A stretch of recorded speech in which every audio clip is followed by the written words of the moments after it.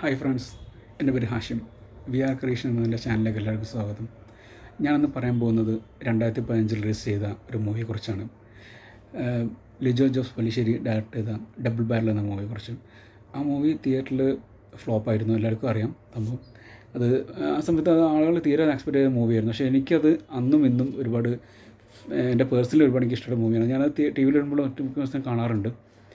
എനിക്കത് ഇവിടെ പക്ഷേ അതിൻ്റെ സ്ക്രിപ്റ്റും അതിൻ്റെ സ്ക്രീൻ പ്ലേ ഒക്കെ നല്ല രസമായിരുന്നു. പ്രത്യക്ഷത്തിൽ അതിൻ്റെ കുറേ സായിപ്പ്മാരുടെ പോർഷൻസ് ഒക്കെ ഉണ്ട്, നല്ല കോമഡി ആയിരുന്നു. അതിൽ സ്പൂഫ് മൂവിയാണ്. ചില അക്കാലത്ത് ഒരു വെറൈറ്റി ലെവലിൽ സംഭവം ചെയ്തതാണ്. ആളുകൾ തീരെ എക്സ്പെക്റ്റ് ചെയ്തില്ല. അതൊരു ഓണത്തിനാണ് പടം റിലീസ് ചെയ്തത്. പക്ഷെ അത് ഭയങ്കര ഇതായിപ്പോയി. പക്ഷേ പൃഥ്വിരാജ് പറഞ്ഞ പ്രൊഡ്യൂസറും ഡയറക്ടറും നടനൊക്കെ പുള്ളിക്കാരൻ്റെ ചെയ്തൊരു മൂവീൻ്റെ എനിക്ക് ഏറ്റവും പേഴ്സണലി ഒരുപാട് ഇഷ്ടപ്പെട്ട മൂവിയാണത്. പ്രൊഡ്യൂസ് ചെയ്ത മൂവി ചില ഉറുമിയുണ്ട്. ഉറുമി മൂവിയും ഭയങ്കര ഇഷ്ടമാണ്. പക്ഷേ ഇത് പറയുന്നത് ഇതിലൊരു വെറൈറ്റി ഒരു വേറെ ലെവലിൽ കണ്ടൻറ്റാണ് ഈ സംഭവം ഇതിൽ ചെയ്തിരിക്കുന്നത്. ഇതിൽ എൻ്റെ എടുത്തു പറയേണ്ടത് ഇതിൻ്റെ സിനിമാറ്റോഗ്രാഫിയാണ്. ഒരു രക്ഷയില്ല. അഭിനന്ദ് രാമാനുജൻ എന്ന് പറഞ്ഞ ക്യാമറമാനാണ്. എനിക്ക് ഒരുപാട് പേഴ്സണലി ഒരുപാട് ഇഷ്ടപ്പെട്ട ക്യാമറമാനാണ് പുള്ളിക്കാരൻ. ഞാൻ മലയാളത്തിൽ ആദ്യമായിട്ട് കാണുന്ന മൂവി ക്യാമറ ചെയ്ത് കാണുന്നത് ഇതിലാണ്, ആമേനാണ്. ആമേനൊരു ഫസ്റ്റ് ഷോട്ട് മുതൽ സമയം വേറൊരു വൈബായിരുന്നു. ലിജോ ജോസ് പല്ലിശ്ശേരി ഡയറക്ടർ ഞങ്ങൾക്ക് പറയേണ്ട ആവശ്യമില്ലല്ലോ. പുള്ളിക്കാരന് ഒരു സിഗ്നേച്ചർ സംഭവം ഉണ്ടാവും. ഇപ്പോൾ ഏത് മൂവി ചെയ്താലും പുള്ളിക്കാരൻ്റെ ഒരു ഫ്രെയിംസ്. അപ്പോൾ അത് എന്താ പറയുക, ഇപ്പോൾ അങ്കമൽ ഡയറീസ് ആയാലും ഇതൊക്കെ ആയാലും എല്ലാ ഫിലിമും, അതുപോലെ EMI യാഹൂ ഓക്കെ. ഇപ്പോൾ ഇതിലിപ്പോൾ ലാസ്റ്റ് വന്നപ്പോൾ മലയക്കോട്ട വാലിബൻ ലാൽട്ടൻ്റെ എനിക്ക് ഒരുപാട് ഇഷ്ടപ്പെട്ട മൂവിയാണ്. പക്ഷേ തിയേറ്ററിൽ വർക്കായില്ല, ഫ്ലോപ്പാണ്. പക്ഷെ അത് അല്ല, ഓരോ ആളുകളും ഓരോ കാഴ്ചപ്പാടാണല്ലോ. എൻ്റെ കാഴ്ചപ്പാട് എനിക്ക് ഒരുപാട് പേഴ്സണലി ഇഷ്ടപ്പെട്ട മൂവിയാണ് മലയക്കോട്ട വാലിബൻ. അതിൽ വലിയ ലാൽട്ടൻ്റെ പെർഫോമൻസ്, മറ്റുള്ള ഇപ്പം എന്താ പറയുക, ഹരീഷ് പീരീഡിൻ്റെ പെർഫോമൻസൊക്കെ നല്ല നൈസായിട്ടുണ്ട് സംഭവം. പക്ഷേ ആളുകൾ എക്സ്പെക്റ്റ് ചെയ്തത് വേറെ ലെവലിലാണ്. പക്ഷേ ഹൈപ്പ് കൂടിപ്പോയി. ഞാൻ ആ മൂവിയെ കുറിച്ച് ബാക്കി പറയുന്നില്ല, ഇപ്പം അവരുടെ ഫാൻസ് തമ്മിൽ അടിയാവണ്ട. ഞാൻ എൻ്റെ ഇത് പറയാം. ഇപ്പോൾ ഡബിൾ ബാരൽ മൂവിയെ കുറിച്ച് പറയാം. ഡബിൾ ബാരൽ മൂവിയുടെ സ്ക്രീൻ പ്ലേ ചെയ്തിരിക്കുന്നത് ലിജോ പല്ലിശ്ശേരി തന്നെയാണ്. പുള്ളിക്കാരൻ തന്നെ ഡയറക്റ്റ് ചെയ്തിരിക്കുന്നത്. പുള്ളിക്കാരൻ്റെ ബെസ്റ്റ് വർക്ക് എന്ന് പറയും. സംഭവിച്ചാൽ പുള്ളിക്കാരൻ അതിനുശേഷം പിന്നെ അങ്ങനത്തെ ഒരു കൊമേഴ്ഷ്യൽ നമ്മളായിട്ടുള്ള മൂവി പ്ലേ ചെയ്തിട്ടില്ല. സംഭവിച്ചാൽ അത് അങ്ങനത്തെ ഒരു ടൈപ്പ് മൂവിയാണ്. ചില ഫുള്ള് ഫണ്ണാണ്. കോമഡി കൊണ്ട് തന്നെ പടം പോകുന്നത് ഫസ്റ്റ് മുതൽ എൻഡിങ് വരെ. പിന്നെ നമുക്കത് ചില നമുക്ക് സീരിയസ് പറഞ്ഞ ഡയലോഗ് നമുക്ക് കോമഡി തോന്നും. അതാണ് പിന്നെ അതിൽ ഓരോരോ പാട്ടാണ് സംഭവം ചെയ്തിരിക്കുന്നത്. ഇപ്പോൾ എല്ലാ ക്യാരക്ടർ, ഇപ്പോൾ എനിക്ക് തോന്നുന്നത് ഒരു 10 ക്യാരക്ടേഴ്സ് ടോട്ടൽ ഉണ്ടല്ലോ. 20 അതിൻ്റെ മുകളിലുണ്ടാവും തോന്നുന്നു. പക്ഷേ ഞാൻ ആളുടെ പേര് പറഞ്ഞാൽ തന്നെ തീരില്ല, അത്രയും ആൾക്കാരുണ്ട്.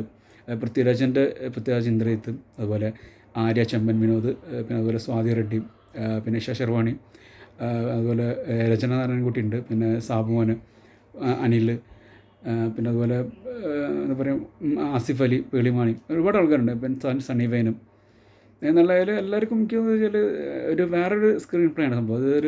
ഒരു ലൈല മജ്നു എല്ലാവർക്കും അറിയണമെന്നുണ്ടെങ്കിൽ പറയും. ഞാൻ ഇത് പറയാണ്, ലൈല മജ്നു എന്ന് പറഞ്ഞൊരു ഇത് തേടി പോകാണല്ലോ എല്ലാവരും കൂടി, ഓരോരോ ഇതായിട്ട് പോകാണല്ലോ. അതിൻ്റെ ഒരു സംഭവമാണ്. പക്ഷെ നല്ല നൈസായിട്ട് സംഭവം ചെയ്തിട്ടുണ്ടായിരുന്നു. അതിലെനിക്ക് ഇഷ്ടപ്പെട്ട ഒരുപാട് നല്ല ആക്ഷൻ സീക്വൻസ്, അതുപോലെ അതിൽ ചില ഈ മറ്റേ വെടിക്കുന്ന സീനൊക്കെ ഉണ്ട്.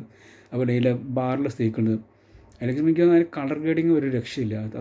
അത്രയും നല്ല ബെസ്റ്റ് വർക്കാണ് എനിക്ക് തോന്നുന്നത്. ചില VFX ചെയ്തിരിക്കുന്നത്, അതുപോലെ കളർ ഗ്രേഡിങ്, ഫ്രെയിംസ്, ഓരോ ഷോട്ടൊക്കെ എടുത്തിരിക്കുന്നത്, അതിൽ ആർട്ട് വർക്ക് നല്ല പണിയെടുത്തിട്ടുണ്ട് ഫിലിം. എനിക്ക് വെച്ചാൽ 2014 അതിൻ്റെ ഷൂട്ട് തുടങ്ങിയിട്ടുണ്ട്. 15 ഷൂട്ട് കഴിഞ്ഞ സംഭവം. പക്ഷേ എനിക്ക് തോന്നുന്നത് അതിൽ ഏറ്റവും കൂടുതൽ അതിൻ്റെ ചിലവായിട്ടുണ്ടാവും അതിൻ്റെ എഡിറ്റിങ്ങിനും മറ്റുള്ള കാര്യത്തിനായിട്ട് വേണ്ടിയിട്ടായിരിക്കും.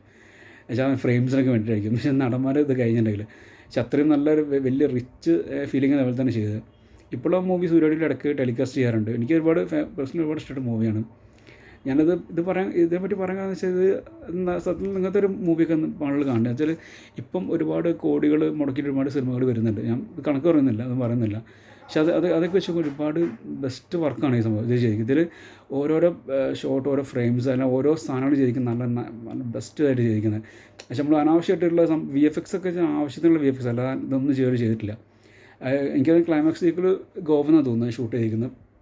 നല്ല രസമായിട്ട് ചെയ്തിട്ടുണ്ടായിരുന്നു. കാര്യങ്ങളൊക്കെ അതുപോലെ സ്ലോ മോഷൻ പരിപാടി ഒക്കെ നല്ല അടിപൊളിയാണ് അപ്പോൾ അത് ചെയ്തിരിക്കുന്നത്.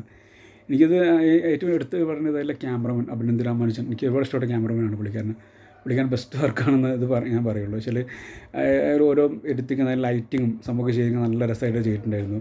അതിലെനിക്ക് ഇഷ്ടപ്പെട്ട കോമ്പിനേഷൻ വെച്ചാൽ ഇന്ദ്രജിത്തും പൃഥ്വിരാജും തമ്മിലുള്ള കോമ്പിനേഷൻ തന്നെയാണ്. അതുപോലെ പേളിമാണി ആസിഫലും തമ്മിലുള്ള കോമ്പിനേഷൻ ഉണ്ട്. അത് തിയേറ്ററിലൊക്കെ ഒരുപാട് ചിരിച്ച സംഭവമാണ്. എനിക്കിപ്പോഴും ആ സീൻ കാണുമ്പോൾ എനിക്ക് വളരെ ഇഷ്ടമാണ്. അതുപോലെ സായിപ്പ്മാർ മലയാളം പറയുന്ന സീക്വലൊക്കെ നല്ല രസമായിട്ടുണ്ടായിരുന്നു. പക്ഷേ എനിക്കിപ്പോഴും മറക്കാൻ പറ്റാത്ത ഇൻസിഡൻറ്റ് വെച്ചാൽ ആ മൂവി ഞാൻ ആ ഫിലിം ഇറങ്ങിയ ഒരു 3-4 ദിവസം കണ്ട തിയേറ്ററിൽ പോയി കാണുന്നത്.